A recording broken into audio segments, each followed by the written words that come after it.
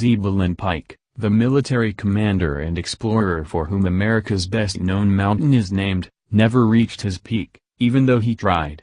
Over 200 years later, with a grin so giddy that I blame it on the thin air at 14,114 feet, I crested the summit of Pikes Peak a tick over 14 minutes after leaving the starting line.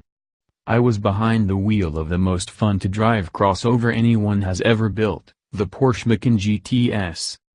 I can't take credit for what must be one of the fastest unmodified sprints to the top. That goes to Pikes Peak legend Jeff Zwart, who led a pack of journalists in Porsche's latest Macan up the hugely demanding paved road. Zwart wasn't piloting a Macan GTS, instead, he was behind the wheel of the 911 GT2 he drove back in 2002 when much of the route was gravel. Today's pavement provides more grip but also less room for error, Zwart told us. Unforgiving, he called the mountain. That's just what you want to hear at 6:30 a.m. when Zwart, 2 cars in front of you, takes off at a racing start.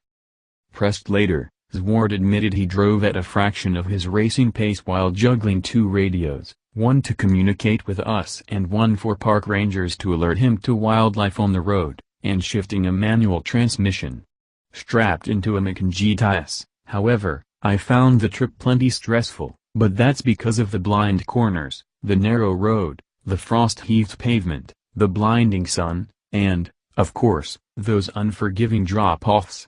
The polished GTS, which slots in between the mainstream Macan S and the bonkers Macan Turbo, proved unflappable.